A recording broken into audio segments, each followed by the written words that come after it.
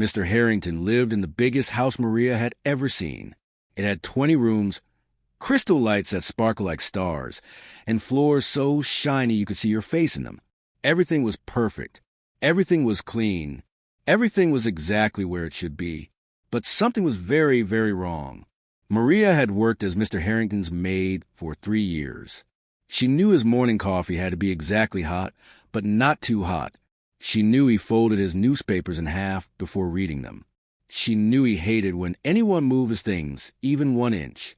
But this morning, when she brought his breakfast, Mr. Harrington wasn't sitting at the long dining table like he always did. The chair was empty. The newspaper sat untouched. "Mr. Harrington?" Maria called softly. No answer. She walked through the hallway, her shoes clicking on the marble floor. Each click echoed in the quiet house, making her heart beat faster. Something felt different today. The air felt heavy, like before a bad storm. She found him in his bedroom, standing in front of the mirror. He was scratching his head, not the normal kind of scratching you do when your hair itches a little. This was desperate scratching, like he was trying to dig something out. "Sir, are you okay?"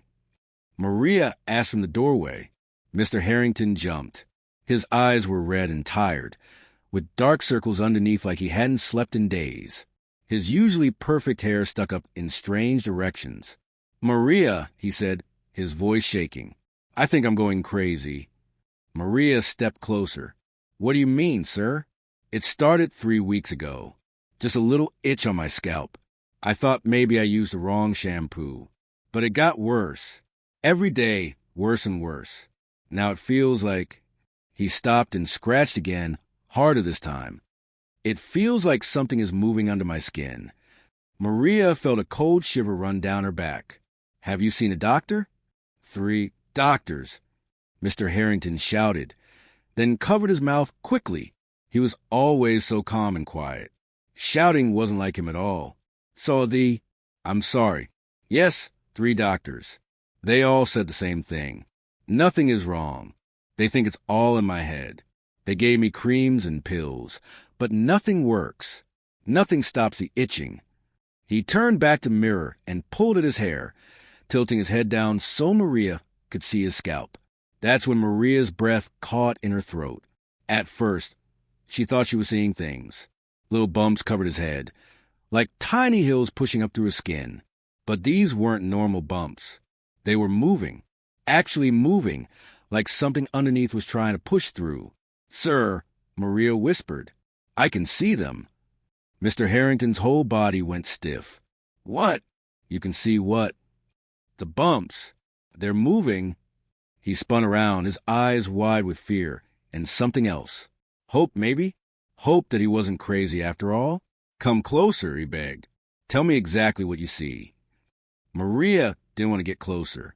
Every part of her body screamed to run away, to leave this room, to leave this house. But Mr. Harrington looked so scared, so desperate, that she forced her feet to move forward.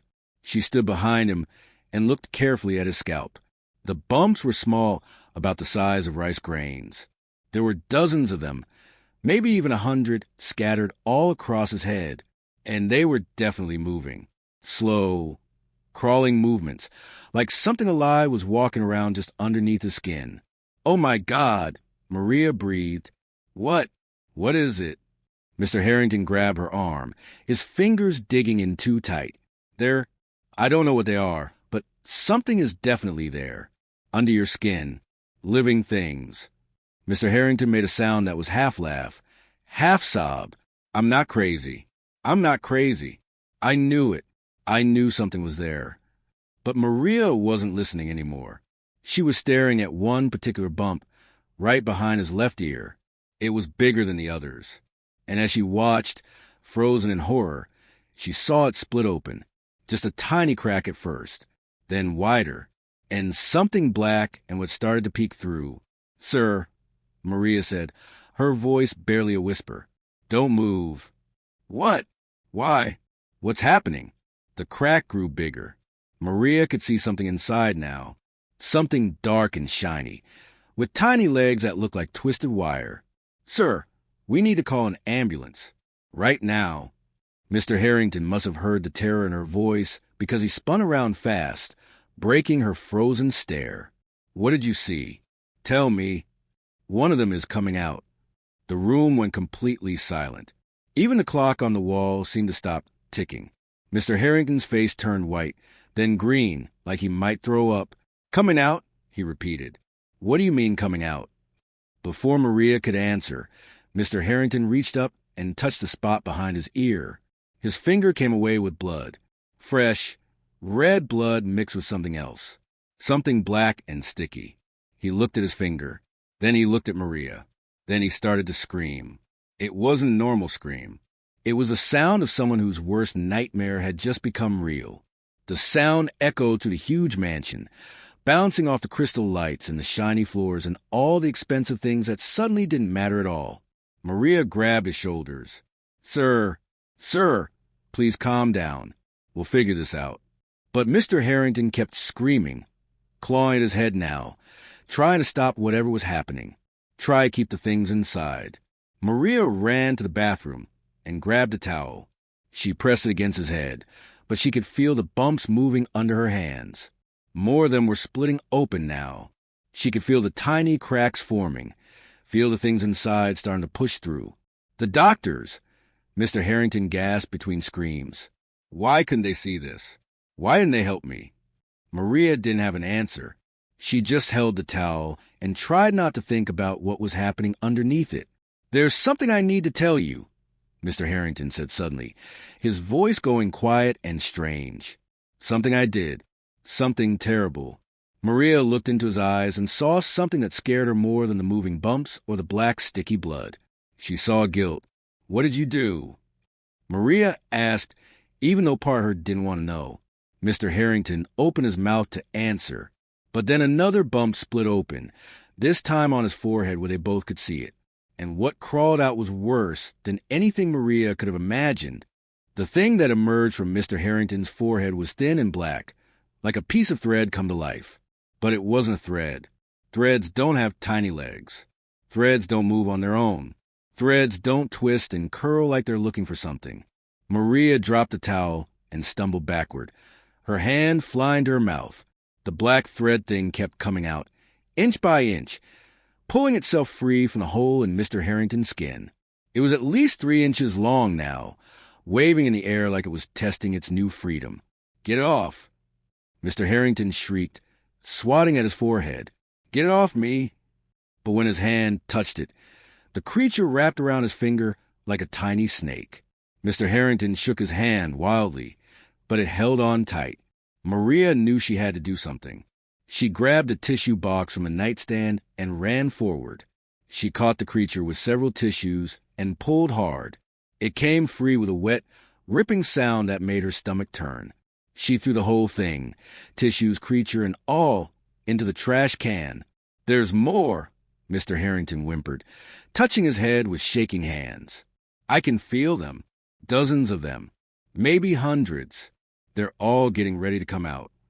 Maria's mind was racing. This wasn't normal.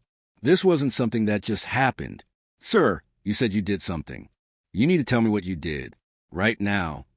Mr. Harrington looked at her, and tears started running down his face. This powerful man, this rich man who owned everything, was crying like a scared child. "I wanted to live forever," he said quietly. "What?" "I'm 65 years old, Maria. I have all this money, this beautiful house, everything anyone could want. But what good is it if I'm going to die?" I started researching, reading about science, about medicine, about ways to stop aging. Maria felt her heart sinking. "What did you do?" "I found someone, a scientist who got kicked out of his university for doing experiments that were too dangerous. He said he discovered something amazing, tiny organisms that could repair your body from the inside, make you young again, make you live for hundreds of years." "Organisms," Maria repeated, her voice shaking. "You mean like the things crawling under your skin?" Mr. Harrington nodded, more tears falling. "He gave me injections, 5 of them over the past month. He said they would work slowly, rebuilding my cells from the inside out. At first, nothing happened. Then the itching started. I thought it was just a side effect. But then, he didn't finish. He need to. Where are these injections now? Maria asked. In my desk drawer. The locked one. The key is in my jacket pocket. Maria ran to his closet and found the jacket. Her hands were shaking so badly she could barely get the key out. She rushed to the big wooden desk by the window and unlocked the bottom drawer. Inside, she found 5 empty syringes, each one labeled with dates. Next to them was a folder full of papers. Maria couldn't understand most of the big scientific words, but she understood the pictures. They showed the organisms. Hundreds of detailed drawings of long, thin creatures with multiple legs. The note said they lived in dirt, deep underground. They ate dead things and could survive almost anything, heat, cold, even poison. At the bottom of one page, someone had written in red ink, "Warning, do not use on living subjects. Organisms require dead tissue to feed on, will create feeding sites in living host." Maria felt like she might faint. "Feeding sites," she whispered. She looked back at Mr. Harrington, who was still standing by the mirror, watching the bumps on his head multiply and grow. "Sir, these things, they eat dead flesh. They're trying to create dead spots on your body so they can feed." Mr. Harrington's face went from white to gray. No, that can't be right. He said they would heal me. He lied. Look at this." Maria held up the paper with the red warning. Before Mr. Harrington could respond, another bump split open, this time on his cheek. But this one was different. This one was bigger. A creature crawled out that was thicker than the others, about as fat as a pencil. It had more legs, too, at least 20 of them, moving in a horrible rippling motion. Its body was segmented, like a worm cut into sections, each one pulsing as it moved. And it was heading toward Mr. Harrington's eye. "Don't move," Maria shouted, but it was too late. Mr. Harrington panicked and tried to brush it away. The creature latched onto his eyelid, its tiny legs gripping tight. Mr. Harrington screamed and pulled at it, but it wouldn't let go. Maria grabbed the tissue box again and managed to rip the creature free, but it left behind a circular wound on his eyelid that immediately started bleeding. Through the blood, Maria could see something that made her want to scream. More of them. Inside the wound, dozens of tiny black shapes, crawling over each other, all trying to get out. "We need to go to the hospital," Maria said. "Now!" "No." Mr. Harrington grabbed her arm. "They'll see what I did. They'll know I used illegal experiments on myself. I could go to jail. You could die. I have money. We can figure this out. There has to be a way to kill them." Maria wanted to argue, but she saw the desperate look in his eyes. He wasn't thinking clearly. The things in his head were probably affecting his brain. She looked back at the papers in the drawer. She flipped through them quickly, looking for anything that might help. Then she found it, a page titled "Organism Weaknesses." She read quickly. The creatures couldn't survive in extreme heat. Temperatures over 300 degrees would kill them. "Fire," Maria said. "We need fire." "What?" "It says here they can't survive extreme heat. If we burn them." "Burn them? They're inside my skin. You want to burn me?" "Small burns. Controlled burns. Just on the spots where they're coming out. It might kill them before they spread." Mr. Harrington looked at her like she was crazy. But then another creature started pushing through the skin on his neck, and he changed his mind fast. "Do it," he said, "before I lose my courage. Just do it." Maria grabbed the fancy silver lamp from his nightstand and smashed it against the desk. The glass shattered and the hot bulb fell out. She picked it up carefully with the tissue. "This might hurt," she warned. "Everything already hurts," Mr. Harrington said. Maria pressed the hot bulb against the wound on his forehead. The smell was terrible, burning skin mixed with something else, something rotten and wrong. Mr. Harrington bit down on his jacket to keep from screaming. When Maria pulled the bulb away, the wound was black and smoking, but the creatures inside were dead. She could see their tiny bodies curled up and still. "It worked," she breathed. "It actually worked." But her relief lasted only a second. because Mr. Harrington's scalp was splitting open in 5 new places at once. And what came out of those wounds wasn't small thread-like creatures anymore. These were fully grown. These were ready. These were hungry. Maria screamed. The creatures that emerged from Mr. Harrington's scalp were nothing like the small thread-like things from before. These were as thick as fingers, with bodies covered in hard, shiny shells. Their legs clicked as they moved, making a sound like tiny tapping fingers on glass. And there were 5 of them, all crawling in different directions across Mr. Harrington's head. Mr. Harrington collapsed to his knees, his whole body shaking. "Kill them," he begged. "Please, Maria, kill them all." Maria looked at the broken lamp in her hand. One small hot bulb was enough. Not for this many. Not for creatures this big. She needed more fire. Much more fire. Her eyes swept across the room, looking for anything that could help. Then she saw it. The bottle of expensive cologne on his dresser.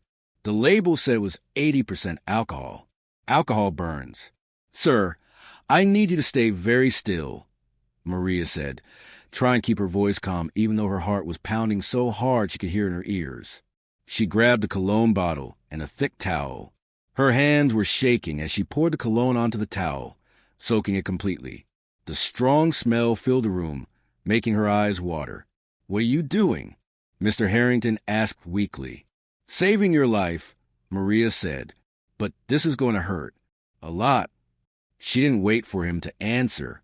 She pressed the soaked towel against his head, right where the creatures were crawling. Then she grabbed the matches from the candle on his nightstand. "Maria, wait," Mr. Harrington started to say. But Maria struck the match and touched it to the towel. The fire exploded to life with a whoosh that made them both jump back. The flame spread across the towel instantly, bright orange and angry. The creatures underneath began to writhe and twist, their legs kicking wildly as the heat reached them. Mr. Harrington screamed, but Maria held the towel in place for 3 more seconds. 1, 2, 3. Then she ripped it away and threw it into the bathtub. The creatures on his head were dead, their bodies curled and black. But the fire had burned his scalp too, leaving red, blister marks that would definitely leave scars. "Is it over?" Mr. Harrington gasped, touching his head gently. "Are they all dead?" Maria looked carefully at his scalp, checking every inch. The bumps were still there, but they had stopped moving. Everything was still. "I think we got them," Maria said, allowing herself to breathe for the first time in minutes. But then she saw something that made her blood run cold. One of the creatures from earlier, the one she had thrown in the trash can, was crawling out. It had survived, and it wasn't alone. The trash can was moving, shaking slightly. Maria walked over slowly and looked inside. What she saw made her legs go weak. The trash can was full of them, not just the ones that had come out of Mr. Harrington's skin. There were eggs, hundreds of tiny white eggs, each one about the size of a grain of rice. And they were hatching. "Sir," Maria said, her voice barely a whisper. "They laid eggs." "What?" Mr. Harrington tried to stand up, but was too weak. "That's impossible. They were only inside me for a few weeks. Look for yourself." Mr. Harrington crawled to the trash can and peered inside. The color drained from his face completely. "Oh, God! Oh, God! What have I done?" Maria's mind was racing. If the creatures could lay eggs as fast, that meant more were probably still inside him. More were waiting to come out. More would hatch and spread throughout the house, and then throughout the neighborhood. And then, she couldn't let that happen. "We need to burn everything," Maria said firmly. "Your clothes, the towels, the trash, all of it." "And me?" Mr. Harrington asked quietly, looking up at her with hollow eyes. "Do you need to burn me too?" Maria wanted to say no. She wanted to tell him everything would be okay. But she had seen the papers. She had read about these creatures. They didn't just live on the surface. They burrowed deep into organs and bones in places fire couldn't reach without killing the host. "I don't know," she admitted, tears filling her eyes. "I don't know how to save you." Mr. Harrington nodded slowly, like he had already known the answer. "Then burn the house. Burn everything. Don't let these things escape." "Sir, you'll die." I'm already dead, Maria. I was dead the moment I took those injections. I was so greedy, so afraid of dying, that I turned myself into a monster. He laughed bitterly. The scientist knew exactly what would happen. He probably did this to others before me, and I was too arrogant to see it. Another bump appeared on Mr. Harrington's arm, splitting open immediately. A creature began to emerge, this one even larger than the last. "Go," Mr. Harrington said. "Get out of here. Burn the house from outside. Make sure nothing survives. I can't leave you. You have to. If even one of these things escapes, this will happen to someone else. Maybe to a child. Maybe to your own family. You have to stop it here." Maria's whole body was shaking, but she knew he was right.